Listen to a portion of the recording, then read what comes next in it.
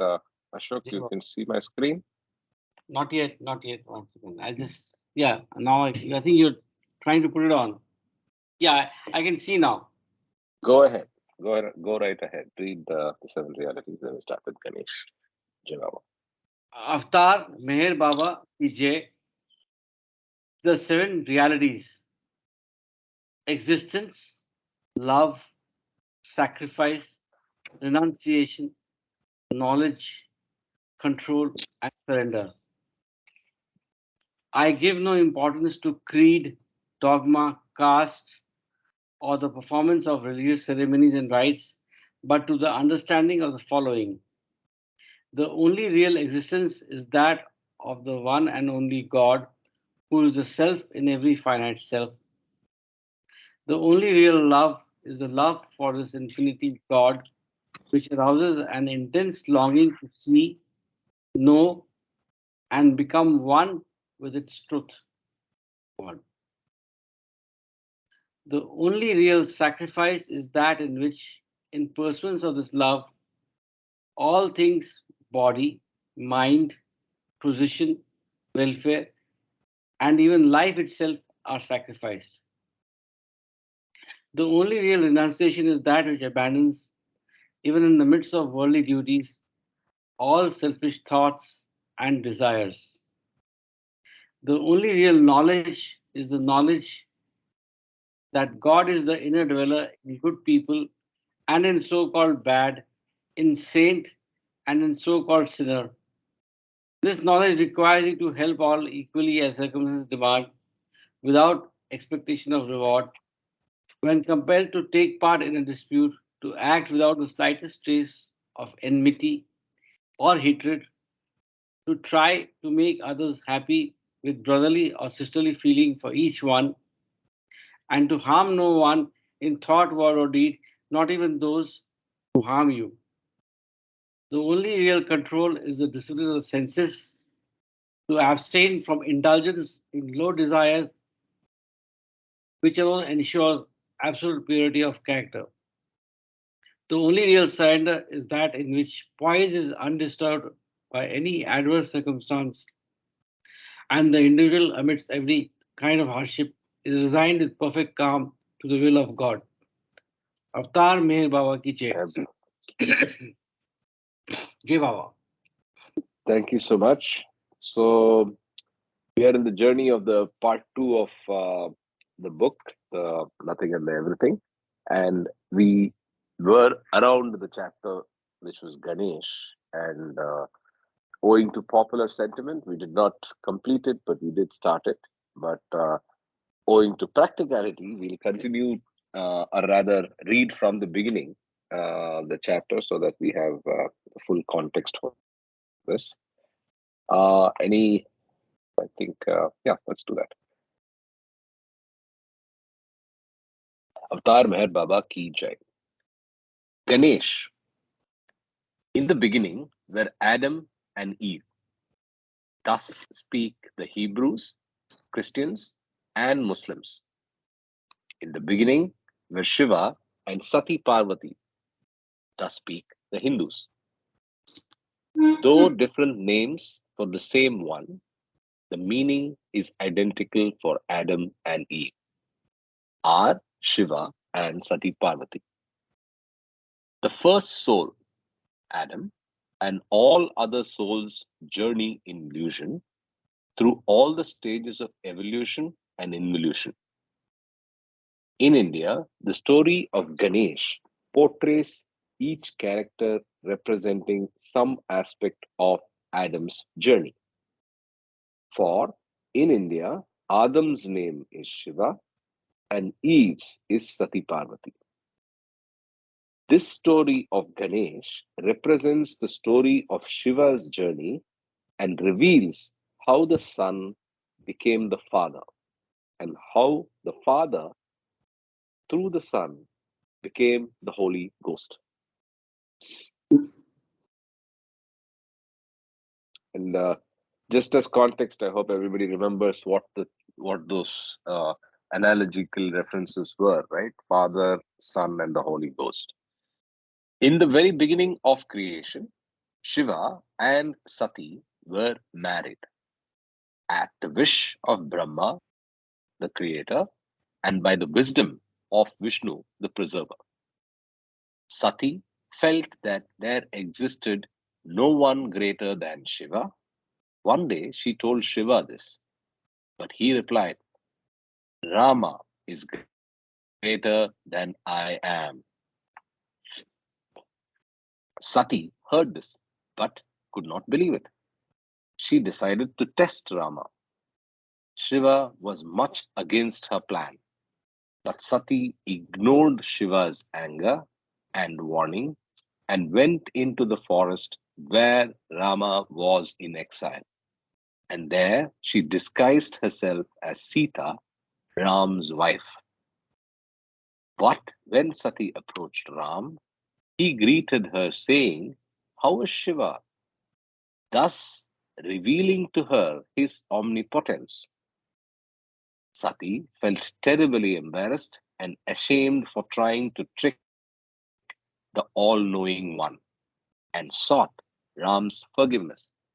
But Rama said, Shiva must forgive you. He is your husband, not I. Sati returned to Shiva, but he was so angry that he would no longer recognize her as his wife. You have taken the form of Sita, declared Shiva bitterly, and she is my mother. How can I treat you as my wife? From that day, Shiva would not touch her and became quite indifferent towards Sati, who felt terribly neglected and unhappy. At that time, Sati's father, the king Daksha Prajapati, was arranging a yajna, a fire ritual in honor of the gods. But the king did not invite Shiva, his own son in law, as he regarded Shiva as an enemy. It is told that Daksha was offended needlessly because he expected Shiva to bow to him as king. Shiva knew this but could not bow to the king, as great harm would have befallen Daksha. It is said that if a lesser one forces one greater to bow to him, great harm will befall the lesser. However, Sati did not know this and insisted on going to the yajna worship alone, and Shiva could not stop her. Once at the palace, she felt extremely humiliated to see that every god but Shiva had been invited. As a further insult, Shiva's statue had been placed in a very disrespectful position in the hall of the palace. Seeing this disgrace and humiliation of Shiva, and finding that Daksha would not hear a word of her sorrow, poor Sati felt so dishonored and disgraced that she threw herself upon the ritual pyre and was burned alive to ashes. It is told that a great war was fought to redeem Sati's honor and that the gods fought each other on behalf of Shiva. So great was Shiva's anger and bereavement over his wife's death. During this war, Daksha's pride cost him his head for dishonoring Shiva. A young girl named Parvati had undergone much penance and purification in her life solely in order to win Shiva as her husband, and for many years she suffered. Shiva had reconciled himself to being without Sati, and after some time he and Parvati were married. Parvati had a palace and Shiva lived on Mount Kailash. Parvati created out of saffron paste from her own womb a little boy to guard the gate to her palace. This little boy was very strong, stronger than a man. He guarded the palace gate fiercely and repudiated all who came there to see Parvati, even Lord Shiva himself.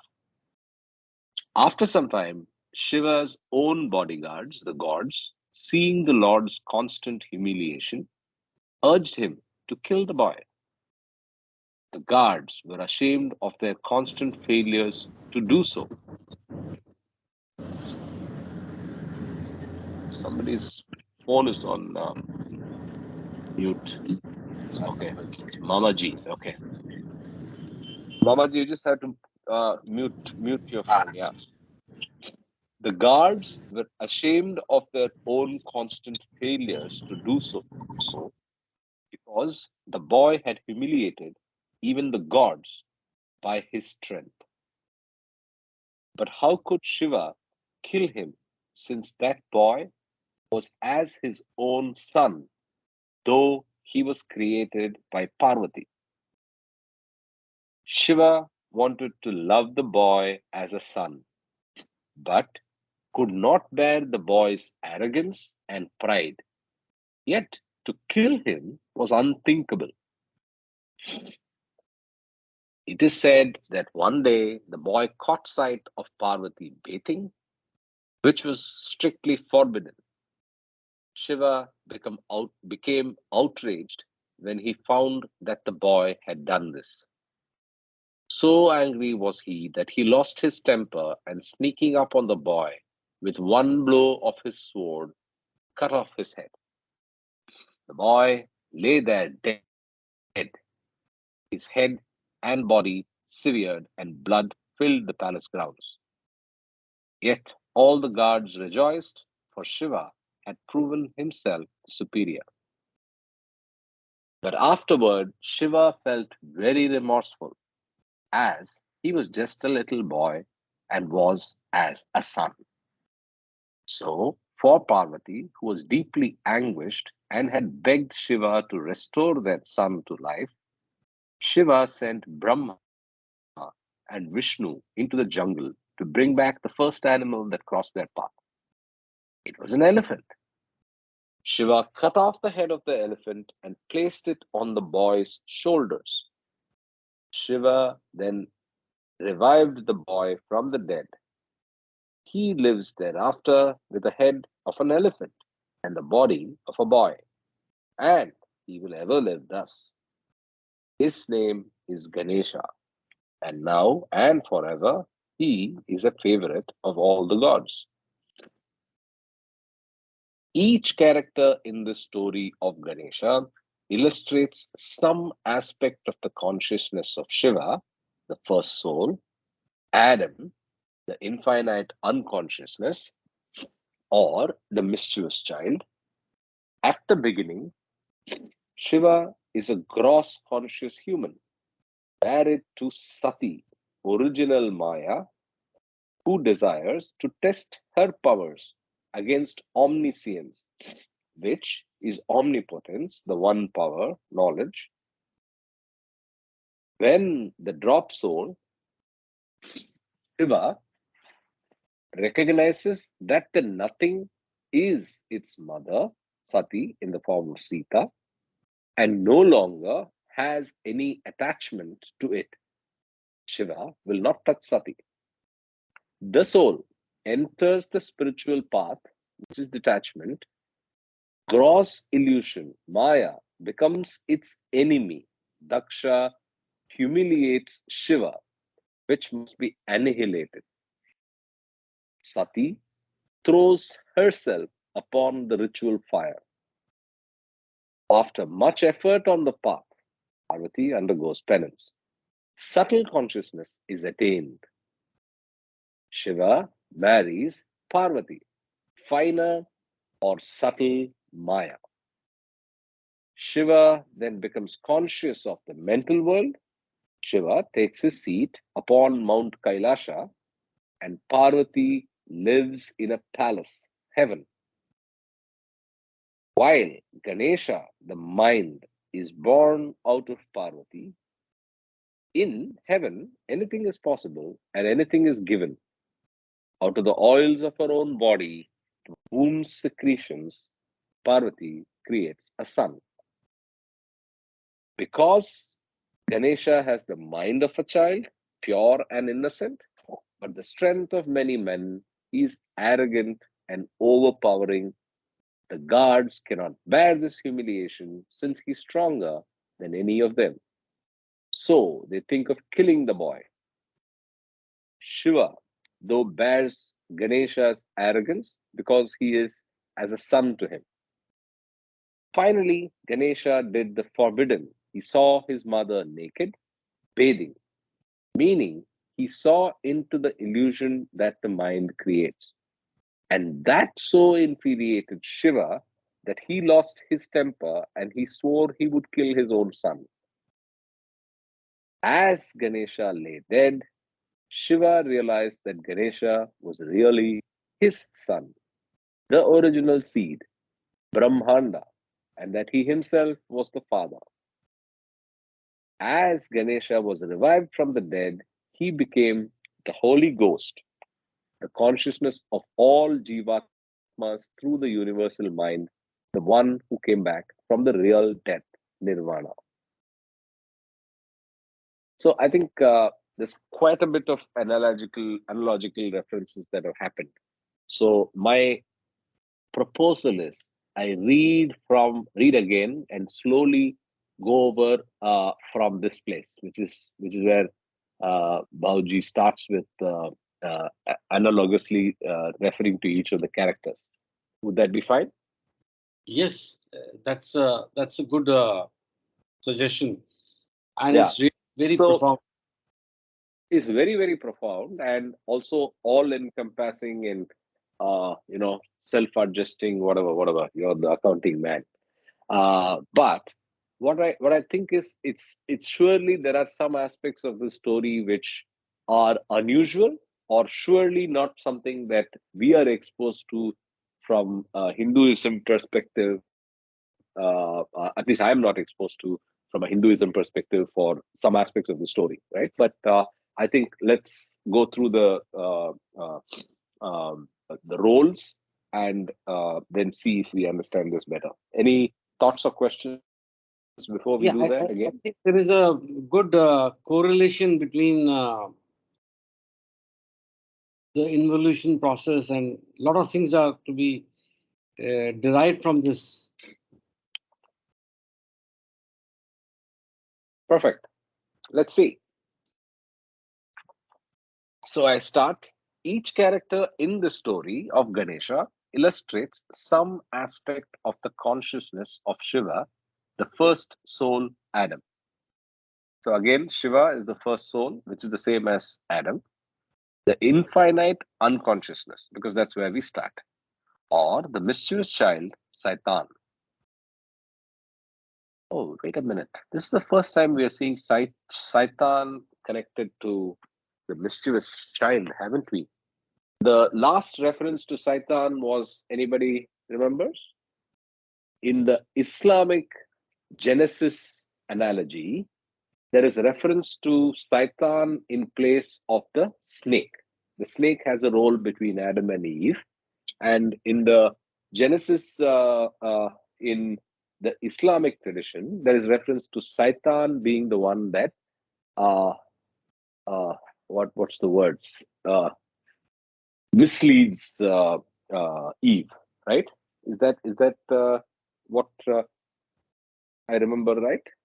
Yeah, yeah, But exactly. here, But here, the mischievous child is referred to as Satan. Let's keep that there. At the beginning, Shiva is a gross conscious human married to Sati.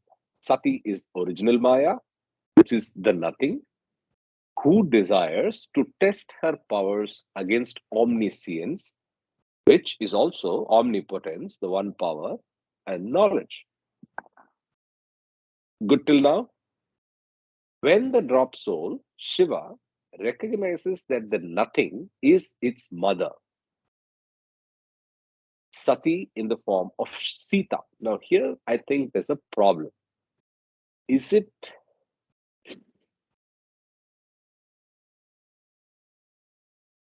I think, where's the reference to Rama?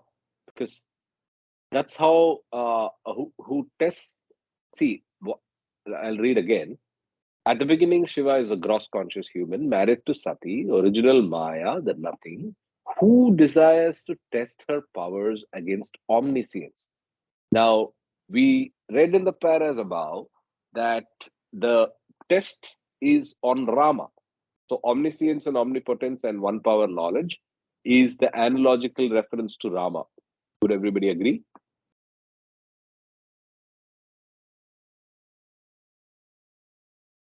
I think, Yes, yes, yes. yeah.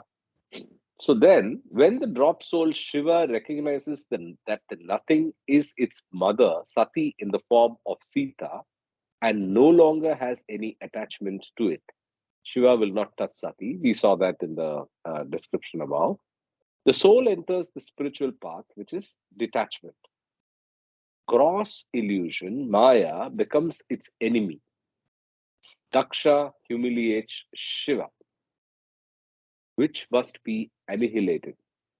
Sati throws herself upon the ritual fire.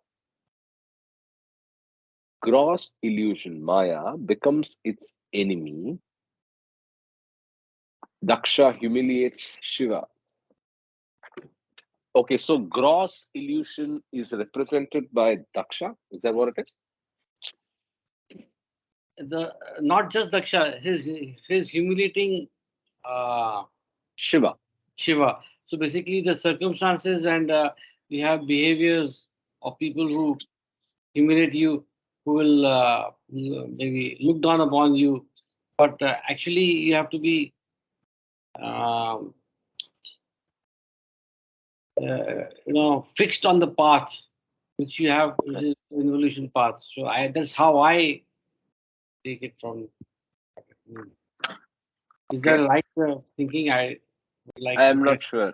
I'm not sure as well. So I think this is quite a bit of analogies together, right? So I'm struggling with Daksha, but let's continue. It will probably The, unveil the, itself. the Daksha is in the nature of uh, the illusion. Maya is illusion, gross illusion. So Maya in its original form is what's that? Sati, right? Adam's consort. But Daksha is, I think, gross illusion. I don't know. Becomes its enemy. Daksha humiliates Shiva, which must be annihilated. Right? Sati throws herself upon the ritual. Oh, wait a minute. No. It's simple. Gross illusion Maya is nothing but Sati. Becomes its enemy because Daksha humiliates Shiva. And hence, gross illusion must be annihilated. So Sati throws herself upon the ritual fire. After much effort on the path, Parvati undergoes penance. Subtle consciousness is attained. Now, Parvati is not Sati, right? So, Parvati is another drop soul who does a lot of penance and tries to attain Shiva. Is that correct? Yes, yes. Okay. So, after much penance, after much effort on the path, Parvati undergoes penance. Subtle consciousness is attained. So, this is the journey. And Shiva marries Parvati, finer or subtle Maya. Okay. So, the gross Maya is what's Sati. Sati, which is which offers itself and gets annihilated, right? By the ritual fire in Daksha's yagya, right? And then Parvati, finer or subtle Maya, uh, uh, uh, attains subtle consciousness. Okay. Yes. So Shiva then becomes. Go ahead, Ashok. sorry to interrupt. This thought came to my mind is that there are three stages in your involution in the subtle uh, plane: the second, third, and fourth. And as you grow in that involution process, your sanskaras become lesser and lesser. So that's why there's gross and then finer. So basically, Yeah. so I think that could be the subtle difference between the finer. Or subtle Maya and gross Sati and Parvati. within Bhau. Yes. I mean, amazing, right? So we've heard, I mean, I don't know much about Shiva and Sati, but then now this analogy kind of makes sense. So Sati offers itself to the ritual fire, which is gross consciousness, to be replaced by subtle consciousness, which is Parvati, which was attained after a lot of penance, right? Correct. Okay, Correct. we go ahead. In heaven, oh no, before that, Shiva then becomes conscious of the mental world. Now, that is the reference to Kailasha, which we know is on the reverse upward journey. Kailasha is the mental world, the sixth son, right? The sixth child. And Parvati lives in a palace, which is heaven, while Ganesha, the mind, is born out of Parvati, right? So, what is Parvati again? Finer Maya. Ganesh is the mind, is born out of Parvati. Finer Maya gives birth to Ganesh, the mind. In heaven, anything is possible and anything is given, but out of the oils of her own body, the womb secretions, Parvati creates a son. Because Ganesha has the mind of a child, pure and innocent, but the strength of many men, he is arrogant and overpowering. The gods cannot bear this humiliation since he is stronger than any of them. So they think of killing the boy. Shiva, though bears Ganesha's arrogance because he's a son to him, he is as a son to him. Finally, Ganesh did the forbidden. He saw his mother naked, bathing, meaning he saw into the illusion that the mind creates. And why? What is Parvati? Finer Maya.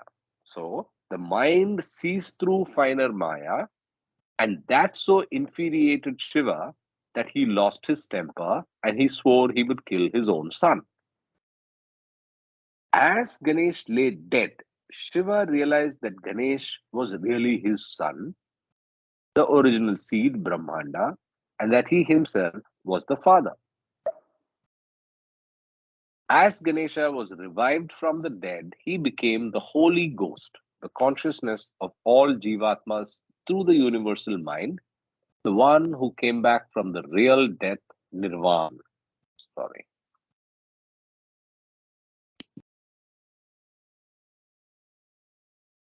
All good till now? Yes. Once the individual mind is annihilated, it is replaced by the universal mind, the elephant's head. The drop, represented by the boy's body, becomes the ocean of mind, represented by a child wearing a giant head of an elephant. As Shiva represents the first soul to realize God himself, Ganesha represents that same first soul when he returned into creation as Avatar. Wow. Ganesha is none other than the Ganesha is none other but the ancient one, Adi Purusha. He returned after being beheaded, losing his individual finite mind. He gained universal infinite mind. Ganesha became the son of the father Shiva and thus became the father of all Sadgurus, as Shiva became the father of all Shiv Atmas. Ganesha, because of his mischief and curiosity, the same as the mischievous chickens, seeing his mother naked, which was forbidden, the same as the fruit in the Garden of Eden, finally undergoes annihilation of the limited mind. Shiva cuts off Ganesha's head. When the head is cut off, Ganesha lies dead. The mind is unconscious of creation. When Shiva places the elephant head on Ganesh, Ganesha becomes infinitely conscious of the infinite unconsciousness. Ganesha was the first in creation to become God realized, and he is that same ancient one who comes down again and again, age after age, as the embodiment of universal mind. It was Jivatma, Jeev, the Holy Ghost, in Shivatma, Shiva the Son, who experienced all the aspects of Maya through Sati, Parvati, and Kailasha, and who, in the end, as the father, becomes the son through the form of Ganesh. Ganesha represents the goal of life, infinite mind. This arrogant and curious boy, Ganesha, must bear the weight of creation on his shoulders, represented by the elephant's head, found by Brahma and Vishnu. The elephant's head represents universal mind. It is a huge head placed on the fragile shoulders of a boy. Wearing an elephant's head symbolizes that illusion is distorted with the impressions existent in human consciousness, the combination of natural and unnatural sanskaras. Living with an elephant's head resting on his torso symbolizes Ganesha's infinite burden, the suffering and agony of man's unnatural sanskaras, which it is his work to wipe out. Ganesha is the Can you favorite read again, please? If you can read this, the last, from. the Okay, elephant. so Yeah. no, actually, if at all, we can read it from here, right? It was Jivatma, Jeev, the Holy Ghost, in Shivatma, Shiva the Sun, who experienced all the aspects of Maya through Sati, Parvati, and Kailasha, and who in the end, as the father, becomes the son through the form of Ganesha. Ganesha represents the goal of life, infinite mind. This arrogant and curious boy, Ganesha, must bear the weight of creation on his own shoulders, represented by the elephant's head, found by Brahma and Vishnu. The elephant's head represents universal mind. It is a huge head placed on the fragile shoulders of a boy. Wearing an elephant's head symbolizes that illusion is distorted with the impressions existent in human consciousness, the combination of natural and unnatural sanskaras. Living with an elephant's head resting on his torso symbolizes Ganesha's infinite burden, the suffering and agony of man's unnatural sanskaras, which it is his work to wipe out. Ganesha is the favorite of the gods because he can bear it. He can bear infinite suffering. It is the same burden that came upon the head of the mischievous chicken when he saw all the other chickens and was filled with pity for them, and out of pity bore their suffering. It is a boy who represents the ancient one, Adi Purusha. Child's body symbolizes purity of creation despite the load of mankind's natural and unnatural sanskaras, symbolized by the elephant head he must wear. He is the favorite one, the one never forgotten, for he bears infinite suffering. Oh, what arrogance he had, and how he had to pay. For what mischief had he to pay? That arrogant boy who lost his head, that mischievous chicken who broke out of his egg. Okay, so I think that's I believe, the end of the Ganesha chapter. And at this point, I need to take a minute's break. As you can guess, my voice is not normal because I have a runny nose. So let me take a pause. Please feel free to discuss. I'll just clear my nose and be back in a minute.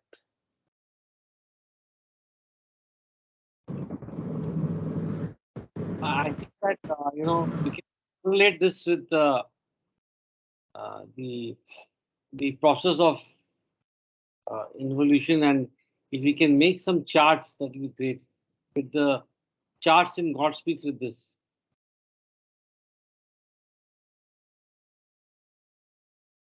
Sanjay ji? Yeah.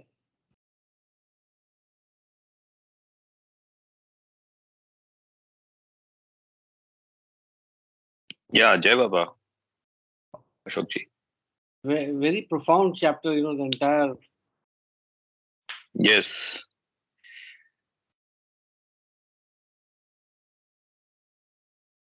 The Ganesha story can be put on a chart, maybe. I don't know.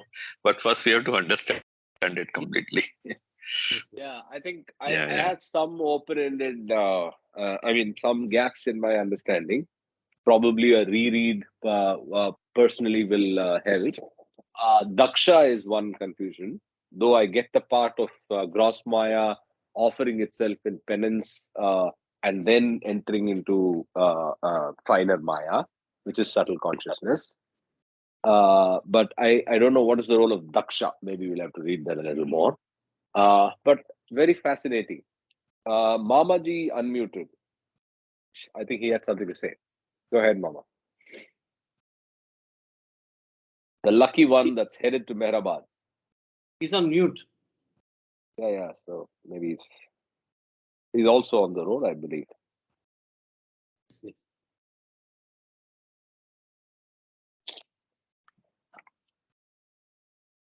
So I was fine when I got up, and then I had this lousy nose being blocked. So anyway, it's better now. Okay, I think he will come back. So let's We'll continue. continue. We'll continue reading. Yes, we will. Hello. Yeah, Mamaji, go ahead. I'm just hearing you out with network coming up, going down, and all that. Go ahead. Okay, cool. But I think, We are on like you the way said to last, Mehrabad. We are on Jai the way to Baba, Mehrabad. Jai Baba. Jai Baba, Jai Baba. Safe travels, and may you enjoy his personal, proximate company. Yes. Yeah. Go ahead. Yeah. Okay. Thank you. So this is the diagram which we already saw, but there is more elaboration of this. And is this the end of? Oh, this is the end of the Kings. Avatar Meher Baba at Mehrazad, India, October 17, 1968, during the period when he was dictating points of infinite intelligence. Jai Baba. Okay, so this is the third part. So before we go there, let's dwell on this diagram, which is further delineated since the version we saw earlier. So we have the Paratpar Parabrahma in the center, and now this is called Ishwar, and Ishwar is unconsciousness, infinite unconsciousness. Then it's the sun state Uttama or Vishnupada, Sahaj Samadhi, going towards Christhood, Unhad, or Anhad, I don't know. Jan-e-Janan, which is Jan-e-Janan is the sun state, right? Yeah, the sun state, which is Jan is the Jivatma and Jan-e-Janan is the sun state. So after Bakabila, you get the the father state. Yeah, you get to the father state with the Sat or Janan, unlimited state, Akshara, and Behad. Then you come down to. I just wanted to tell you that the sun state and Christhood is same because Christ is supposed to be the son of the Father. Yeah, I corrected myself. Good point. So Jane Janan is the sun state, and the father is Janan. So it's the other way around. My mistake. Apologies. Then you come down to Adam, which is Shiva, the original fire, which is the Teja, assisted by archangels. Then you go to the prana state. This is the first journey. 276 gases, angels, fairies, and devas. Then you come to the all souls passing through evolution, reincarnation, and involution. Limited state, Shara, Had, the Holy Ghost, Jiva, or Jan. That's all of us right now, I presume. And then you go to Surya Loka, Shiva Loka, and Brahma Loka. And annihilation, realization, nirvana, nirvikalpa. Fana or Fanafila. Right? So there you go. I think this is very interesting. There is references to Surya Loka, Shiva Loka, and Brahma Loka. And but I think I like this Ganesha analogy very much. So Ganesha is Meher Baba. Ganesha is uh, the avatar, and he is the favorite of all the gods, which kind of ties into what's in my head. Uh, Ganesha is the one that many of us Hindus remember fondly. Ganesha is probably also the one that widely connects to people, because if you see the visual representations of Ganesha, the most creative ones are always of Ganesha. The form is left to human imagination, and there's so much creativity and so many forms that are created by drop souls to represent the form of Ganesha out of the love and bonding they have for Ganesha. And now we know Ganesha is nothing but the avatar, the ancient one. Okay, on that side note. Anything else before we start with the third part, which is infinite intelligence, Aparavidya? No, that's good. Fine. Okay. Avatar Meher Baba ki jai.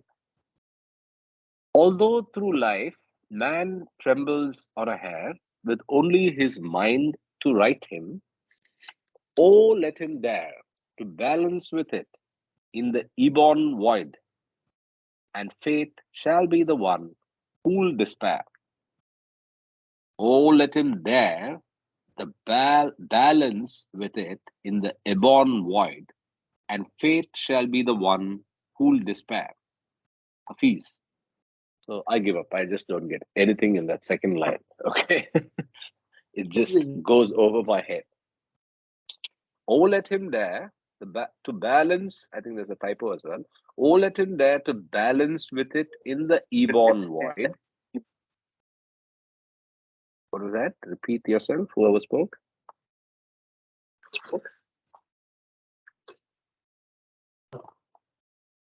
Somebody's saying something? I'm not able to hear clearly. No, I think we need to understand the meaning of the word Ebon. Ebon.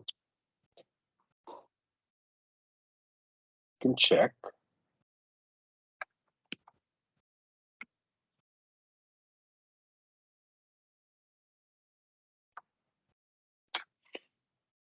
Okay, ebon ebony, which is not what is mentioned here, I'm sure.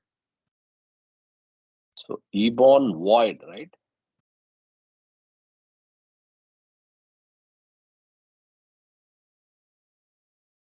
Okay, I'm not able to find a word reference to ebon void, but as I said, it's too many hyphanda stuff. This is where I get off. Leave it for later. Later. Yes. Yeah. So we'll ask the Sufis. Go there again. Yeah. Let's read again. Yeah. Yeah. All through life, man trembles on a hair, with only his mind to right him. I get that. Right? All through life, man trembles on a hair, with only his mind to right him. Oh, let him dare to balance with it. Okay, balance with the mind. Oh, let him dare to balance with the mind in the ebon void, and fate shall be the one who'll despair. Maybe the ebon void is something to do with if he compares Infinity. the maybe, and then he will he will eventually vanquish and be reach infinite, reach the state of infinity, and that's what's being referred to here. But I don't want to mislead. I'm not sure of that. Right? So we'll just leave there and come back to it.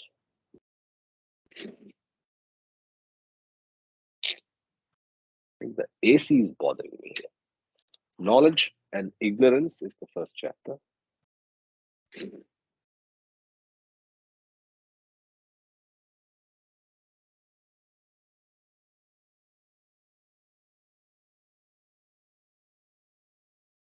Okay. Avatar Meher Baba ki jai. Knowledge and ignorance. In the beginning was knowledge unlimited, but this knowledge did not know that it was unlimited knowledge. The moment knowledge found that it did not know itself, at that very moment it knew. What did it know? It knew that it did not know. I'll read again. The moment knowledge found out that it did not know itself, at that very moment it knew. What did it know? It knew that it did not know. Thus, this not knowing or ignorance of itself became the medium for the infinite unconscious knowledge to know itself. Ignorance is the shadow of knowledge, and to know this limitless ignorance as ignorance, knowledge has to experience its infinite shadow of infinite ignorance, because infinite ignorance is the medium by which the infinite knowledge knows itself. Knowledge is light, ignorance is darkness. To experience light, darkness must be experienced. Light is true internal existence, self existent. And likewise, darkness is external illusory existence, the non existent. To understand true internal self existence, the existence that exists within itself, external illusory experience is necessary as a channel for realizing the infinite existence. When this medium of external existence is experienced as illusory, it is known that all that is happening in a dream. Then the experience becomes that nothing has happened. Nothing happens and nothing will happen. But this knowledge can be only gained, realized by experiencing ignorance, the eternal illusion. It's very profound, but I think the flow is clear to, I hope the flow is clear to everybody.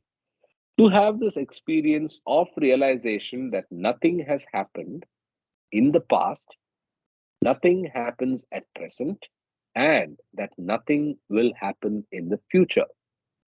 The unconscious and unlimited knowledge, soul, has to pass through external illusory existence, darkness. In the end, by passing through infinite darkness, this infinite knowledge knows that it is infinite.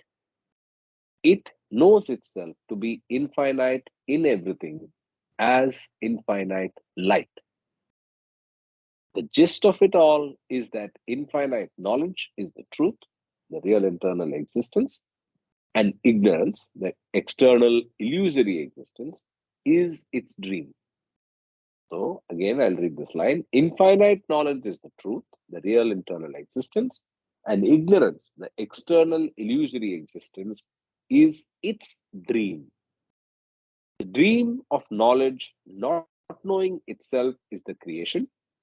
In the very beginning of this unconscious knowledge, dreams. It dreams the first dream in and of the first form. When this dream is over, the impressions gathered in that form remain, which makes ignorance dream the next dream of another form. And thus creation goes on and on. The state of infinite dreams lasts as long as the impressions are there in the mind. Ultimately, when all sanskaras are annihilated in nirvana, one second. Ultimately, when all sanskaras are annihilated in nirvana, then all dreaming stops. but only after infinite knowledge has passed through the channel of infinite ignorance. Then, in Nirvikalpa, knowledge experiences itself. It experiences that it is infinite knowledge and knows that nothing ever existed except itself. So, in the beginning, infinite knowledge is to be thought of as not knowing itself as all imagination, and in its origin, it is infinite. When creation begins, this thinking of infinite knowledge that it does not know is imagination itself. The original imagination is the root and seed of the external illusory existence, which is infinite ignorance. And this infinite imagination results in numberless, limited, external, illusory experiences. This limited imagination, though, can never reach the unlimited imagination. To attain the unlimited, it has to break itself down, which it cannot do, as limit can never break limit without breaking itself. Infinite, unlimited imagination exists side by side with each limited imagination, and it does not break down. Limit cannot break limit. By the imagination of the infinite imagination, the limited imagination becomes firm and fixed. And to break down this limit, some other means are required. For an example of how the limits are created and broken down, take the ocean and the stir of its waves. The beyond state of God was unruffled ocean, where absolute peace and quiet reigned. But the instant that the ocean knew that it was peaceful and silent, instantaneously movement stirred and was created with it. This movement, stirring, gave rise to big and small bubbles in the ocean, and every bubble covered a little water, which turned into drops that forgot the ocean. After cycles and cycles, when the bubbles finally burst, the drops knew that they were the ocean and saw that in the ocean there were innumerable other bubbles. So it can be understood that the movement was responsible for limiting the ocean as well as for breaking down the limits of the bubbles. But it was the air that gave rise to both these conditions, limitations and breaking down the limit. And it is said, by the drop who became the ocean, that air is the link between the unlimited and the limited. The medium of air can be said to be love. Thus, the air, by creating movement, a stir everywhere, makes the ocean knows its own existence. To know, air creates bubbles in the ocean, and by love then breaks down their limits. By breaking down the limit, air makes the ocean aware that it is the ocean of love and knowledge. Thus, in the original peaceful ocean of infinite knowledge in the beyond, disturbance was created because of movement, and this very disturbance became the medium of experiencing peace. I'll pause here if there's anything to be discussed, but I think it's repetition of thought of the concepts that we are familiar with, but the frequent usage of the words is what gives complexity. But please, so if you pay close attention, I think you'll get what is going on. That's but I'm saying that I'm overly simplifying it, but please bear with me and We'll continue.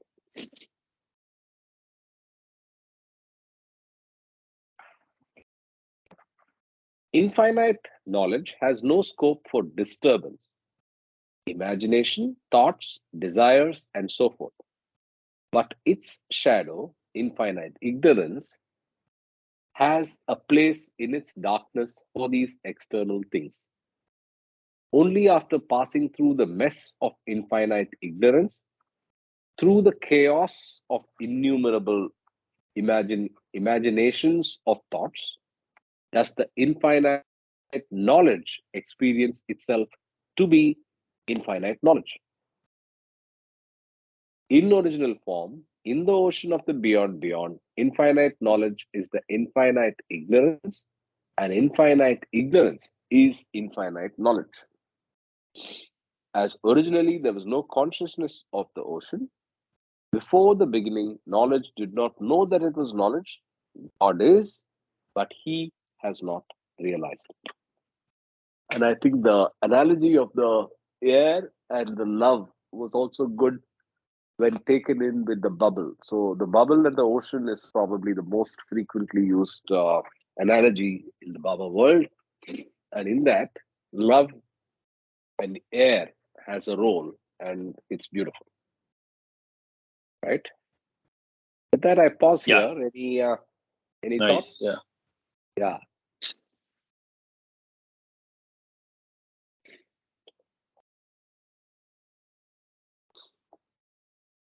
Okay. So let's continue. Infinite intelligence.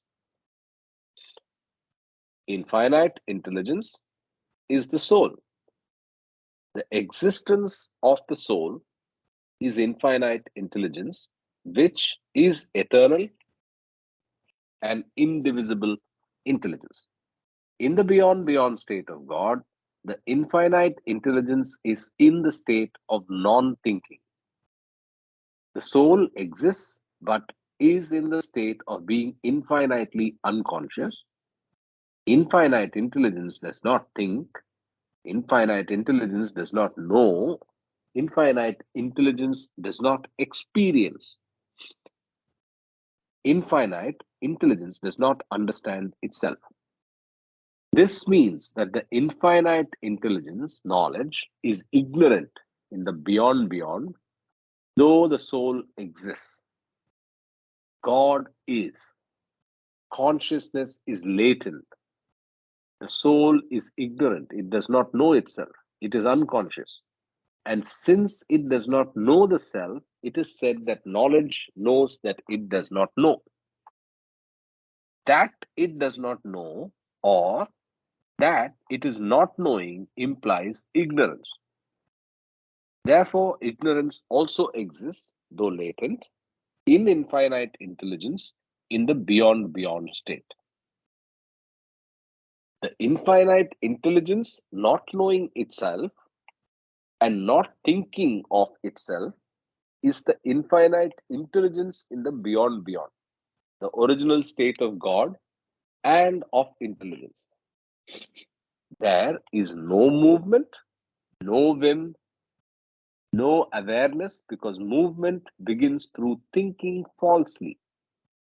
The infinite intelligence, thinking that it does not think of itself and knowing that knowledge does not know itself, is the infinite mind, which is latent in the beyond state. The infinite mind is infinite intelligence in the state of infinite thinking, experiencing infinite thoughts of experiencing the one infinite thought.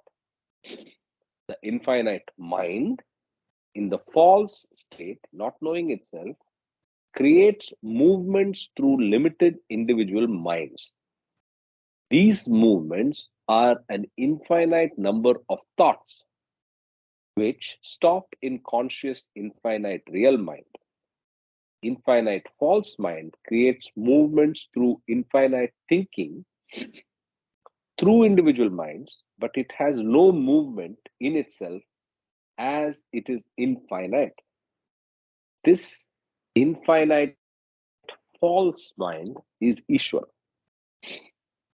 The infinite intelligence thinking, having the one infinite thought, that it does not of think anything but of itself, and knowing that it does not know anything but itself, is infinite consciousness in the beyond state of God. In infinite consciousness, all the false thinkings are stopped, and the individual limited mind is annihilated, absorbed in infinity. Infinite consciousness then asserts its real self, its infinite existence, and declares this, and then asserts itself, its infinite existence, and declares is infinite ego, and it is the real ego which is beyond all limitations. The infinite intelligence thinking, having infinite thoughts, that it does not, sorry, that it does not think of itself but of innumerable other things, and knowing that it does not know itself but knows innumerable other things, the creation is infinite imagination. Ishwar. I think this is a summary. The infinite intelligence thinking, that is, having infinite thoughts, that it does not think of itself but of innumerable other things, and knowing that it does not know itself but knows innumerable other things, which are nothing but the creation, is infinite imagination, which is nothing but Ishvara.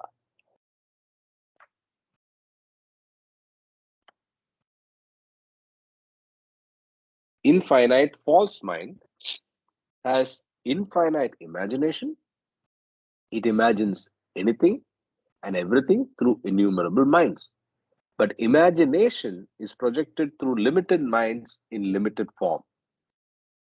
Infinite imagination exists eternally, mentally, subtly, and grossly in infinite mind. In the ocean, mind of infinite imagination are an infinite number of drops of limited imagination. These drops have impressions. Therefore, in the infinite mind, there are eternally uncounted imaginations in a latent state of mental form, subtle form, and gross form. Originally, the infinite mind has no consciousness. There is no movement, no thinking, no whim, and imagination does not manifest from the beyond beyond. No sooner is infinite mind conscious, it thinks that it does not think, then the latent infinite imagination expresses itself in mental, subtle, and gross forms of existence. Infinite intelligence is the real divine ego. It exists to think. To think equals the ego, and the meaning of infinite intelligence is to have ego consciousness of the real infinite ego, and the meaning of this ego consciousness that is divine is to experience the self as God. But to think the infinite and know it as self, infinite intelligence should not think of its imagination. When infinite intelligence does not think of itself, but thinks of its imagination, the universe, infinite intelligence is thinking falsely. What makes the infinite intelligence think that it does not think of self? What makes it know that it does not know itself? What makes it know that it does not know itself? The answer is Maya. Maya is the next chapter, by the way. So I will stop here and see if we want to quickly discuss. I think a lot of heady stuff. Jai Baba, this is Kama. Hey, I'm in New York, Mexico City. Whoa, good, Kama. I What time just is it? got to, it's around, hold on, it's half an hour earlier than you guys, but it's evening time here, night time. And what I wanted to say was just hearing the last 15, 20 minutes, basically what we are seeing is this repetition of what is infinite intelligence. I think that's a Yeah. very interesting concept in terms of the seven realities when we look at the different aspects of God. You know, from the seven realities, we have already derived different aspects of God, such as existence, love, self, love, truth, infinity, and then we can add being. And the seventh one, I feel infinite intelligence. And what I am seeing out here is that Baba has never talked about infinite intelligence in God Speaks, right? It is a separate book called Infinite Intelligence, which was later Correct. published by the Trust and based on talks in the 1930s. That is after the Tiffin lectures or whatever, or maybe it has been taken from some of the lectures given between 1925 to 1935 or 40, whatever. So, what jumps for me here is that, again, if we keep reading all the different literature, then we'll get caught up in different terminologies. But using God Speaks as a reference, I believe that infinite intelligence is part of the beyond God, right? God in the beyond state, and everything that is happening in the beyond state, right? When you're talking about the Paramatma, is basically the whim. Only when the Paramatma has the whim, from that time onwards, the divine imagination happens. So, also, one more thing that came out of this discussion is the RIE, the real infinite ego, or the divine Yeah. ego, which is also called as the infinite intelligence. So, I think from the point of view of just looking at the what I call all this explanation about the whim and the thinking and the knowledge and ignorance and even consciousness, infinite consciousness and infinite unconsciousness, as we know, are part of the nothing, which is the false nothing, which the from the false nothing has come the false everything. The nothingness of the false nothing is basically the false everything. So, in a way, it is a good description in a different way about the whole win process, and that even knowledge, which is the opposite of ignorance, is part of the false everything and the false nothing. But all of them, even the real nothing, is part of the real everything. So, real everything is equivalent to infinite intelligence, is equivalent to the divine ego. So, that's my impression from this reading that you did. Jai Baba. Amazing. Profound. And I think this stake is not even there in infinite intelligence, right? Is that a fair statement? The sequence of concepts outlined here is not even there in the other book. Well, I've not read Infinite Intelligence completely, but remember, Infinite Intelligence has a different kind of terminology than used in God Speaks. And now, this book that you're reading, Nothing and Everything, is written by Bhau Kalchuri, who was used as a medium by Baba to complete some of those things that Baba dictated. Correct? Correct. So, I think that if we get involved in the gymnastics of the language and Hmm. try to connect the cross the T's and dot the I's using all the different books, then it will become very confusing.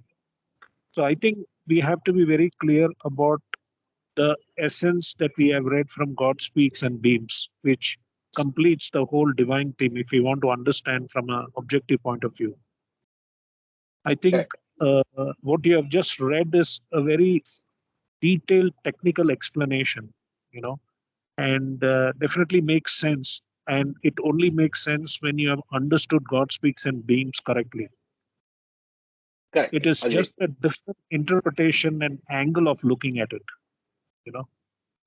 That A is deeply intellectual way of looking at it. And I don't think yes, it's wrong, but it's not for everybody. It's not really required. yes, As you said, if you get it's not the right. God speaks Yes, beams picture yes, and this yes, goes over your head, it's fine. yes, exactly. Yeah, well put. By the way, you missed something that was very charming. We read about Ganesha, Oh, and Ganesha, the analogical reference to what Ganesha represents in the God speaks theme. So in the divine theme, okay. Ganesha has a representation, and I'll probably let you into it. So Ganesha represents the avatar. So you should catch up with this video, the first part of this video, which I'll post and tell on Telegram. Please go through that reading. It's a beautiful reference which brings out the story of Shiva, Sati, Parvati, Daksha, and ends in proving that Ganesha is the avatar with the universal burden of the elephant head, which is also a representation of combination of natural and unnatural sanskaras, which the human form bears, right? So it's a very nice read that we had before we started this part of the book, Mm-hmm. right? So let's continue and go to Yeah. yeah. Go ahead. You're saying something. One comment I would like to give is Yeah, God Ravi. speaks itself is, I mean, once you read, it's a very simple ideas, right? The only thing is some of the sentences they made it so complicated.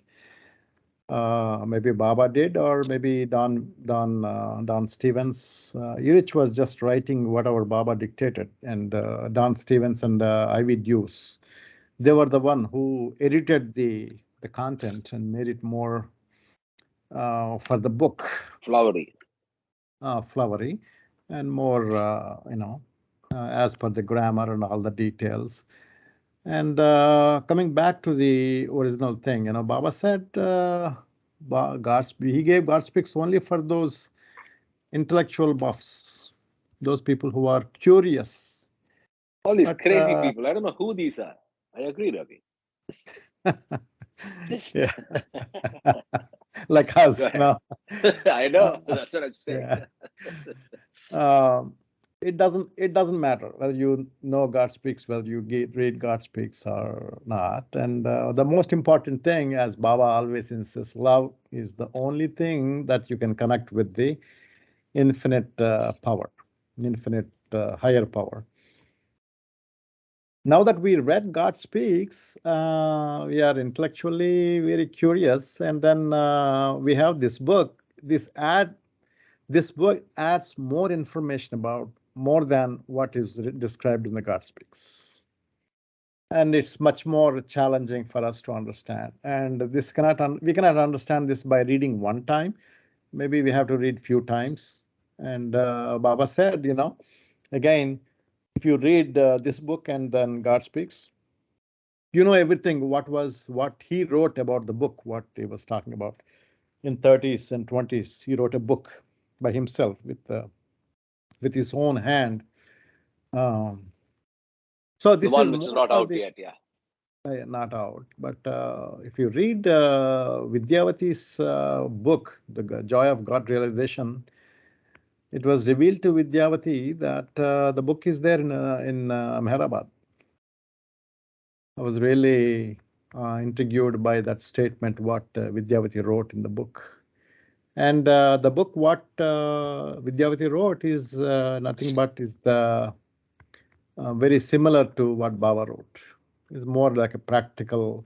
By the way, has anybody read that book? God Realization is very good book, very interesting, well written. Yeah, that's what I want to say.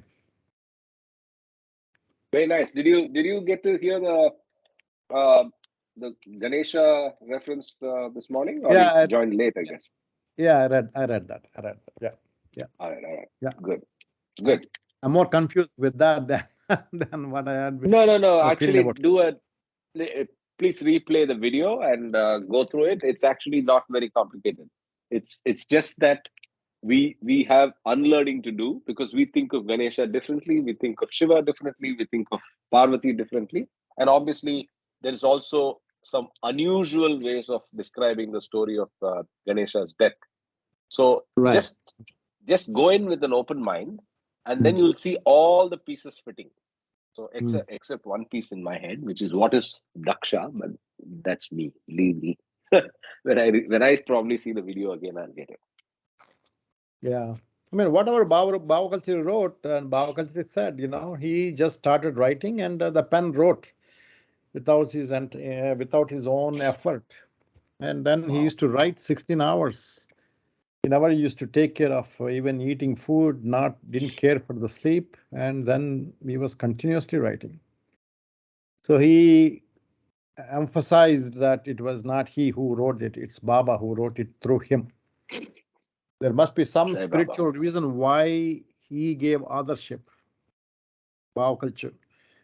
And then same way, God speaks, the 10 states of God, for some reason, he gave authorship to Irich. And Irich wrote it, and he never knew that Baba gave, because after he wrote it, after the book was edited and published, he never read it. And what was this guy's name? Forgot. He's from Chicago. Alan, I think, right? Not Alan. He lives in But go Mehrabad. on, yeah. Not Ward, not Alan. That guy showed him, hey, you're rich. Do you know you're the author of this chapter? And Yurich was surprised to see that his name was there. Until then, he never knew that he was. This is after many, many years. Wow. That he was given the authorship. The guy who plays volleyball, man, it's very difficult to play volleyball in Mehrabad with that guy. Forgot his name. It's on the top of my head, but anyway, yeah. All right, so that's very interesting. Thanks for that input. So let's continue with our journey of reading. The next chapter is Maya. Maya, the falsity of the process of thinking. Maya is the falsity of the process of thinking that manifests through the three worlds of creation. I read again. Maya is the falsity of the process of thinking that manifests through the three worlds of creation. This manifestation is of infinite imagination. The reason for the manifestation of mental, fine imagination in subtle and gross forms of the universe, in energy and space, is because of false consciousness, false thoughts, and false ego. When false illusory thoughts start in the mental sphere in seed form, the latent subtle sphere and subtle imagination manifest through energy in gross space and form. And this process, thought, energy, form, is due to Maya. It is false consciousness and process of thinking that are responsible for cause and effect, time and space. They create the imaginary creation in the imagination of the infinite false mind. Cause and effect, time and space do not have their existence root in infinite intelligence, but exist only because of false thinking. Causation and relativity are due to false thinking. Here and now, it is the process. Here and now, it is this process of thinking that brings about the manifestation of infinite imagination in mental, subtle, and gross forms in the infinite intelligence. This manifestation is the mental imagination in the mental sphere through innumerable mental forms, the subtle imagination in the subtle sphere through innumerable subtle forms, and the gross imagination in the gross sphere through innumerable gross forms. And for infinite intelligence, the imagination that shows itself in the process, in the form of the process of thinking, is Maya. It is this Maya that convinces the Jivatma, unrealized soul, that the creation is real and that its gross, subtle, or mental form is real, when actually it is false and is in imagination. Thus, the whole creation is a mere imagination of the thinking process of infinite intelligence, and because of Maya, it seems real or to have existence when it is the result of the false process of thinking. It's a good high level description of Maya. But again, the take on Maya is unique to Baba. So I think is the creator. I mean, Maya is the creator of illusion. So the chapters in discourses, I believe, are definitive and the most important to understand Maya, right from the journey of false values, beliefs, and understanding what Maya is. So this is a good brief elucidation on Maya. With that, I think we can stop. Any questions on Maya? Yeah, I think the next one is long, so we will stop at the end of Maya and take up infinite mind tomorrow morning. So, how's the Josh, Mamaji, getting to Mehrabad?